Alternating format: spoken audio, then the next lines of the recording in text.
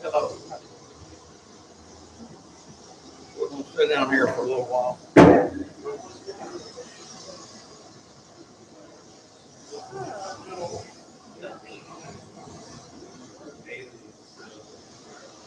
So, uh, I've heard that grapevine that yeah,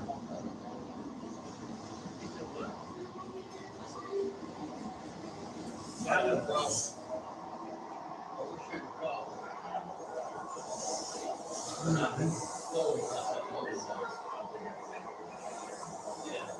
I said, when you're bad boy, I said,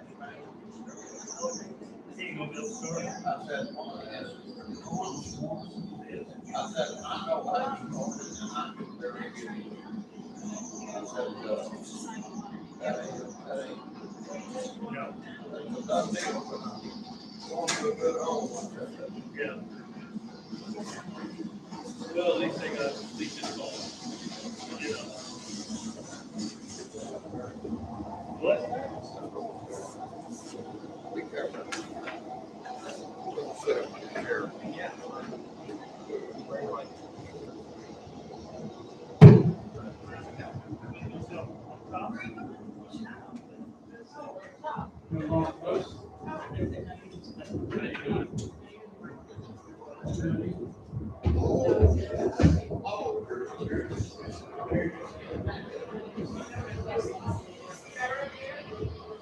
What we gonna do up here?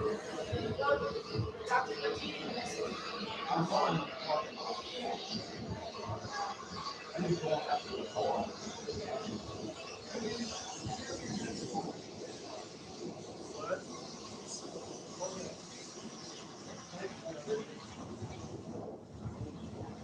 Yeah. Yeah. Remember I told you about him? I've been there. I've been there. So, talk to him. He's a real wise man. Hello. Hello. How are you? I'm good. How are you? Gee, it's been a while. Yes. Yes. Yes. Hi. This is my wife. Good to see you. And Jim's the first person got to right here. Okay.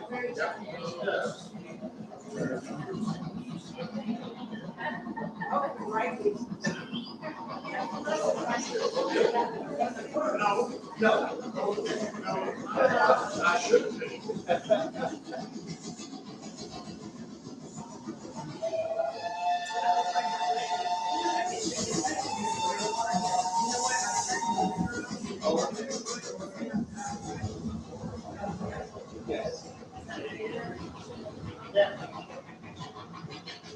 That dragon man.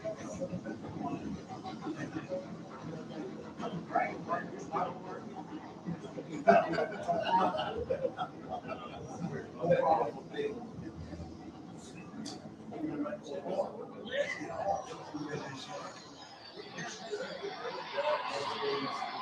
That dragon man.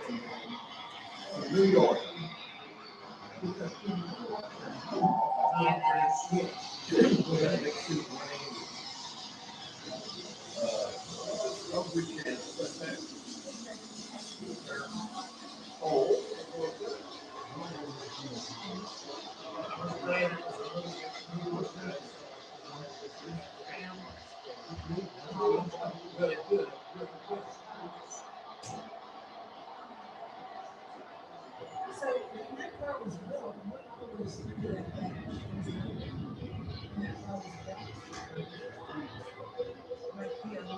Oh.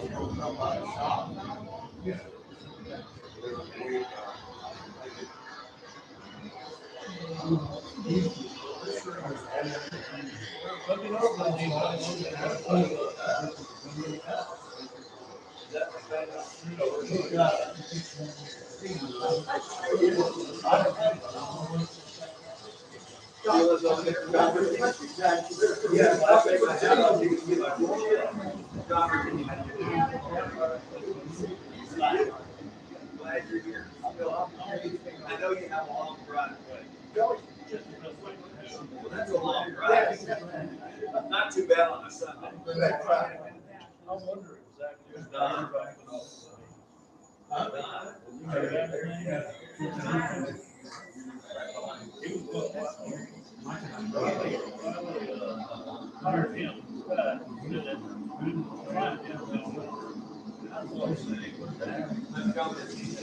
I may be wrong.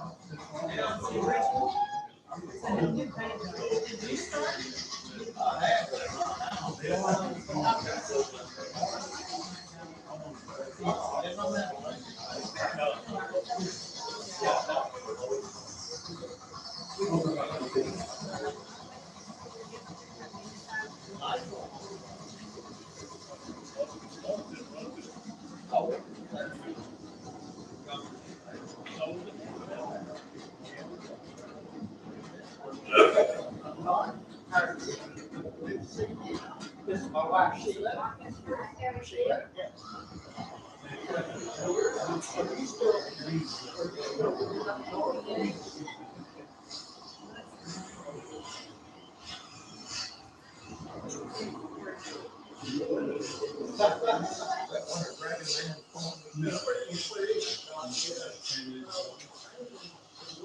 Well, I was never able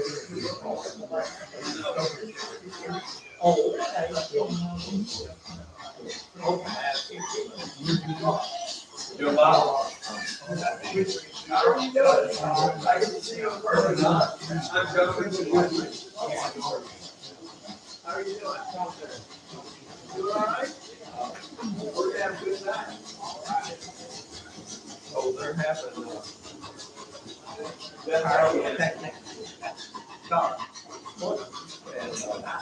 More than white boys.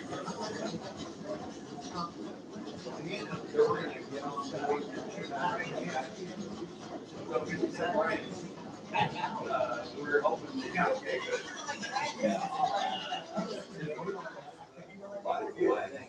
All the top people like yourself. Just by invitation only. They're standing by. All great.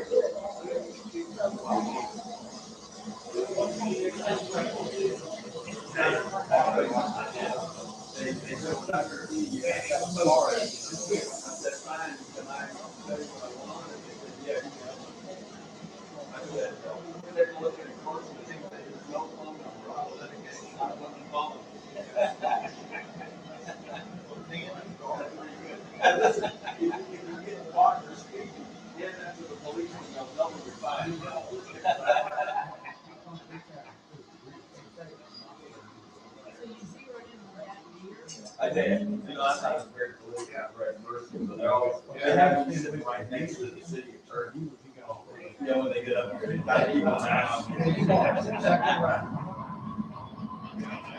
Well, you know, they get those open libraries.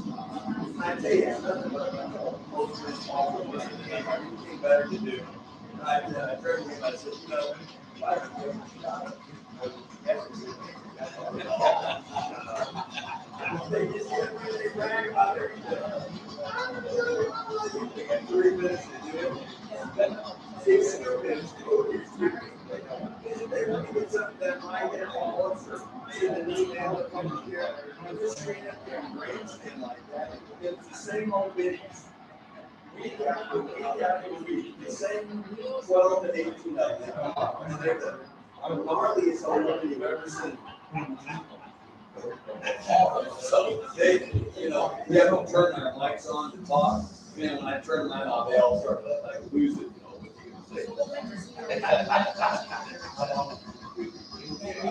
Yeah. You're the TV man? Yes, You're going to sir. keep us honest? Oh, yeah. I'm John Bertini. How do you do? Take a free line. Good to meet you. Oh, good. I'm Thanks. doing the audio and the live. Yeah, good, good. So that's something really- David always screws it up. That's okay.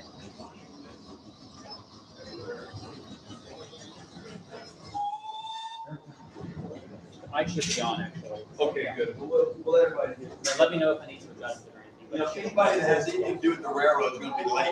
Right, exactly. Yeah. Trains are always late. How are you doing?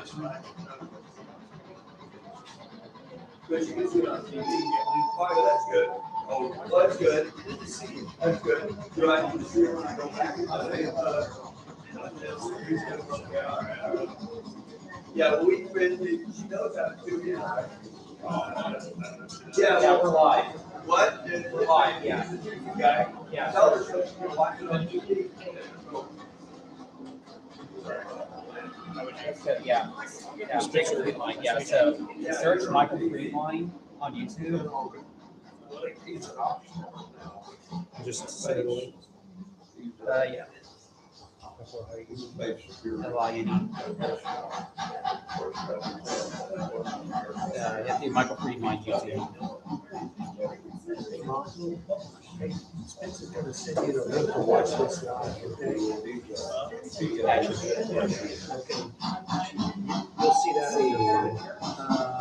Mine have you see mine?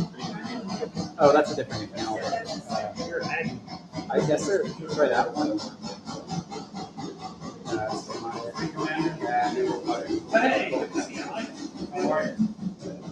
It's different. You have to use it.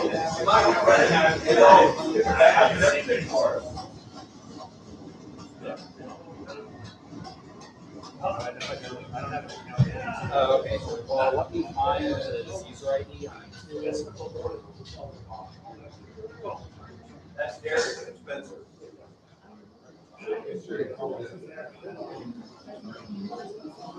Okay.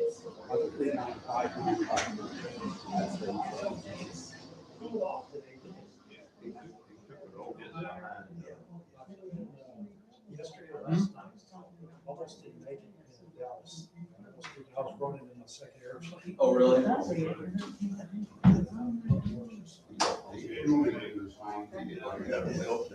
See, Not really. when we go to the beach, there should be a browser. That's all right. We try that. But we'll have it all. Just go to like YouTube. And you can break stuff like that. And then- Okay, and then search Michael. Just search Michael Freeline, and you should have 2 accounts. Okay. LIN.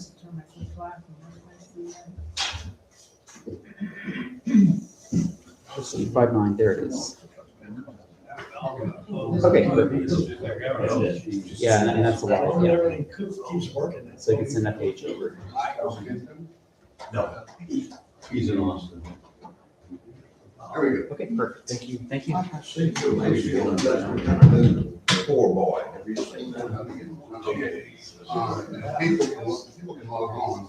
Yeah, we're Yeah. getting all that. That's live, yeah. Obviously, they don't need to log in on there. We're in real life. We'll go ahead and get started. For those that don't know me, I'm John Bertini. I serve as chairman of the board of the Center for Transportation and Commerce at Galveston.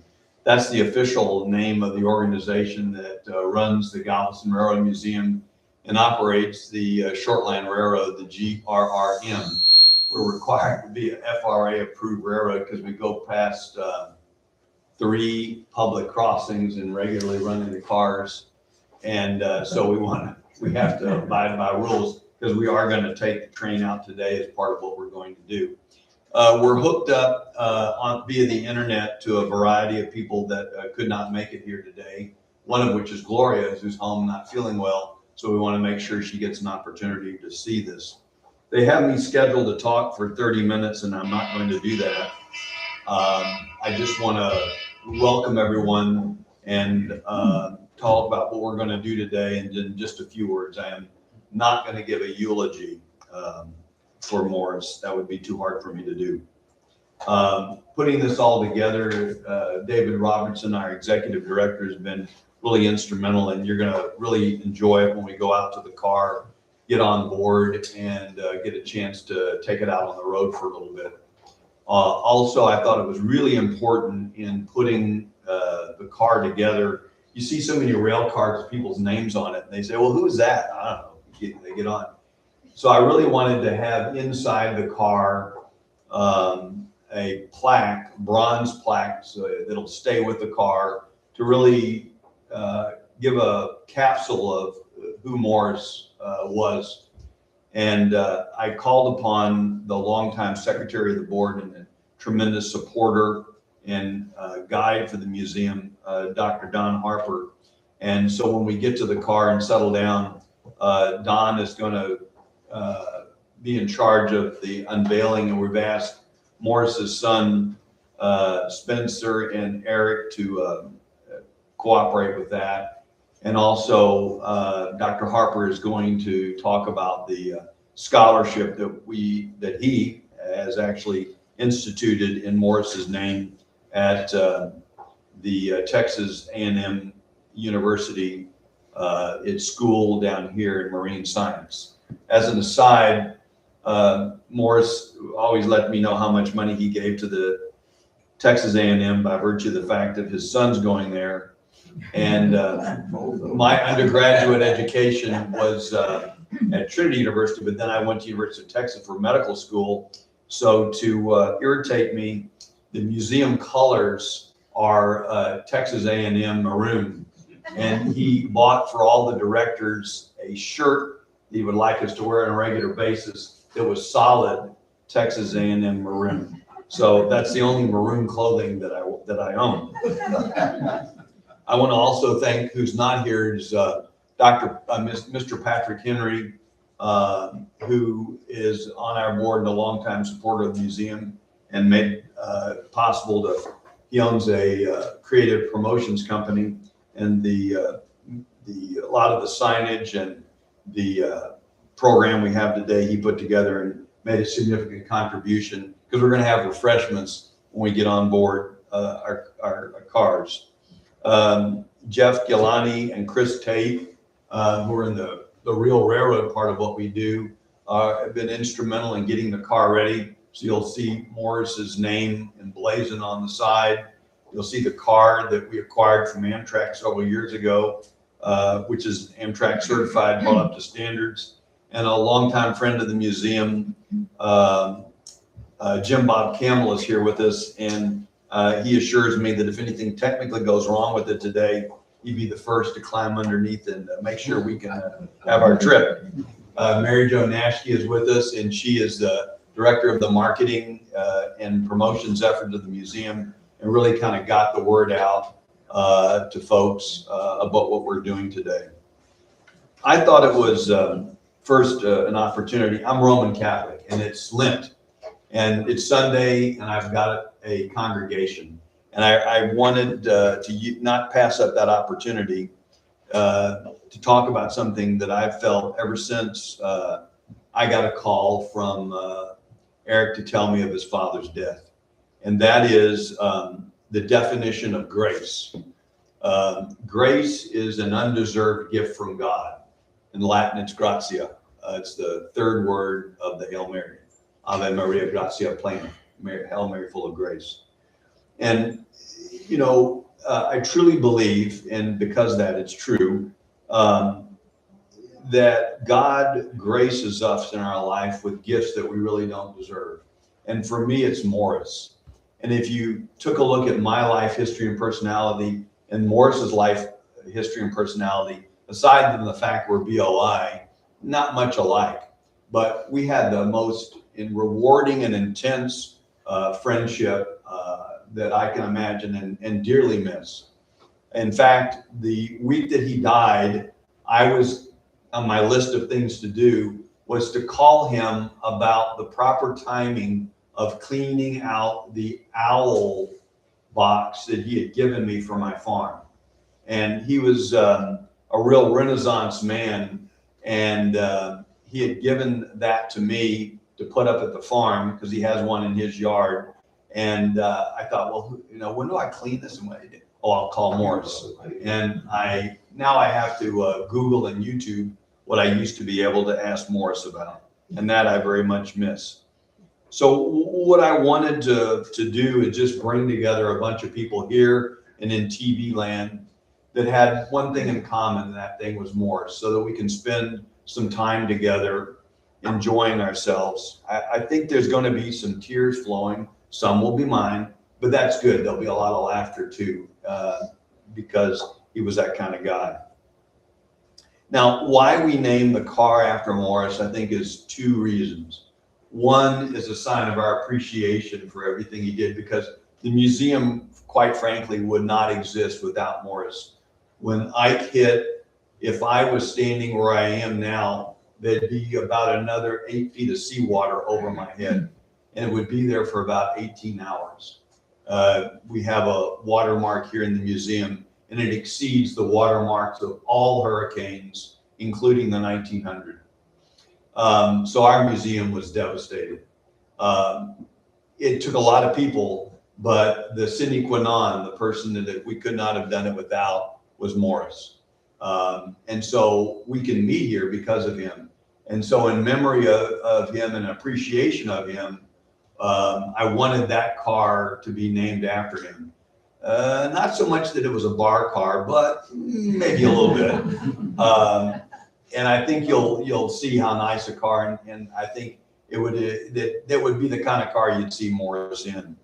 But also sort of as an inspiration for, I think, everybody that I see here pretty much knew Morris. And if there's one aspect of Morris, I think, if you reflect, it was really very inspirational in that he would tend to focus on young people, infirm people, the people that needed some help of some sort, and kind of spend special time with him. You know, our museum staff, for the most part, although we have some older people, but it tends to be people early in their career, one form or another. And he kind of took them underneath their wing and taught them about big band music and radios that have tubes in them, the railroad, and those sorts of things. And I can assure you that tuned in today are many of the past employees of the Railroad Museum that remember Morris for him reaching out to them. So as the museum is kind of a venue for many things, one of the things that we're sort of starting up with renewed vigor is our outreach to students and young people that can innovate and learn in a setting like this. And that's the kind of thing that Morris would often bring out in people. So by naming the car, really the intent is to remember him and also sort of be an inspiration to others, to be intrigued about what kind of person and what are the things that he did, and to do the sort of things that he did. Now, the plan for today is once we finish here, we're going to take a walk in between track 5 and track 4, where the long line of cars that are at either end, the Santa Fe locomotives are purring. And we're going to walk all the way down to almost the end. You can see the names on the side of the cars, but the ones that are most special today is Morris's name. You'll get on board, and on board, the car is configured like a dinette. I call it a bar car. That's become Italian, I think of it that way. And we have refreshments, both food and drink. And once we kind of settle down and take a look at what we have, Don Harper's going to take over, and with the help of Morris's sons, going to reveal the plaque and the photo that is inside the car, so that strangers that come and say, wonder who is this? And then they can look and see the story of Morris. Then I thought it was really important, because it's a rail car, let's go somewhere. Now we can only go down our lead, which is about a mile, but we're going to take it slow, and you kind of get that feel, and you realize these are real rail cars. They're Amtrak certified. They can go anywhere in American rail, and it's really up to standard. And the purchase of those cars started with Morris, because when I was brought on the board and Morris was here, the Rail Museum had reached kind of a nadir, and we were kind of a graveyard for our old rail cars. And there was a real desire to get cars rolling and moving in an environment where people could see that.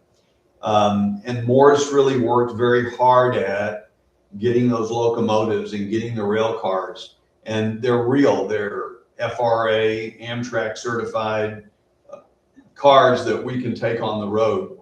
Most often we use them every year for the Polar Express venue, where thousands of screaming kids get a ride on the train. And still today, I often wonder, maybe I was born too late in the century, because I really still idolize railroad engineers, and to hear the purr of those engines is just fascinating. And then I realized a couple of years ago, they asked me to cut the ribbon to begin the Polar Express. And besides the kids screaming and impairing my hearing for a couple of days, I was really impressed with the fact that that it really separated the boys and girls in a kind of a natural way. And that when they were all cut loose from the depot and went out, the boys were just mesmerized by these engines and that purring noise and the steam and the whistling and the noise, and the girls kind of avoided it and went on to somewhere else. And I think that maybe as we go back, and I often told Morris when he and I would get in trouble, that it was just the 13-year-old boy in us that hadn't died that was still alive. And I think that most of us guys, when we go out there and we go by, we're going to be really looking and thinking, man, this is great. And that's kind of the interest and vitality that Morris brought to the museum and to all the visitors that came, whether they be the professional railroading classes that we had from universities that would use our facilities, to the special rides we had for children with autism, or people that literally had as their dying wish to ride a train before they died, and things along that line. So once we leave here, we'll go, and what we would like to do is all stand in front of his car, all of us, and get a couple of photographs, because if I don't, Mary Jo Nashke will nag me about that for another year that I didn't do it. So we're all going to do it. I'm sure Mary Jo will tell us how to stand and what to do, because we want that for, and if I don't do this, Dr. Harper will nag me for another year for the newsletter. So we have to get a good photograph of the newsletter. And what better group of people than everyone that's here? Some of y'all have never actually seen you this well dressed or bathed. So we want to get the one picture that we can of that. And then we're going to get on the rail car and just have some time and joy and fun. We didn't get any name tags, so we're going to have to all introduce ourselves. And people on the railroad are friendly, so get to know each other. Let's mix around. Let's look at things. Let's walk around. Let's see what we're doing. And then we'll, all aboard, pull up the step, lock the door, hear a big blast and another big blast of the rail car in locomotive sounding, and then we'll take out for a little ride on the island and then come back.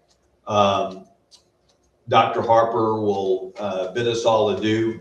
I think he's traveled the farthest to get here. A former chairman of the board, George Williamson, is back, came from the Woodlands, which is like South Dallas, I know Eric came from what Morris would affectionately call the left coast, the home of fruits and nuts. But Dr. Harper, are y'all in Pennsylvania now or California? On the way to California from this. Okay, so you're via Texas. Yeah. Okay, so I think you win the award for the longest to come here. So we're gonna and Don is not ever short in words. He was a professor, so I'm sure we will get the pleasure of hearing from him extensively today. So David, are you gonna lead us over to the rail car? Right here to the left Okay, and walk around past the F unit and straight up to Morris's car. Okay. Morris Spencer Gould Senior car. and Spence, the other engineer of our group, would you lead us over there? Because you have one of those maroon things where you're wearing. So we'll know who you are. All right, I'll see y'all over there. I'll take up the rear as a urologist normally does.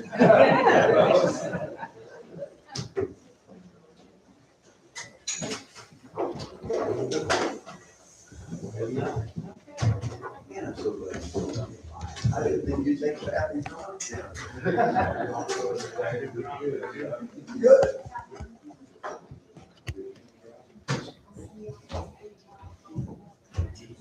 Well, thank you.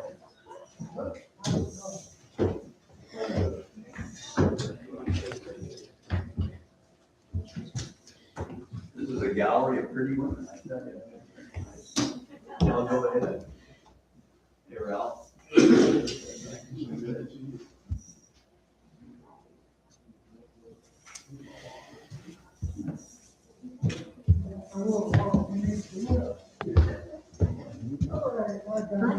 Okay, as long as the Wi-Fi extends to the rail car, should be good. We're gonna see how we do.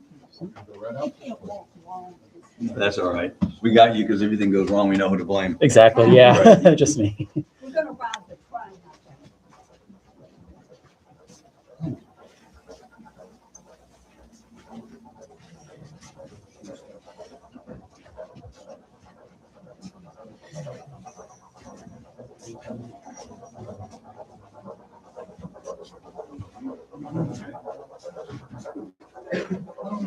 This is one of our works in progress, putting this back up. Once we get out.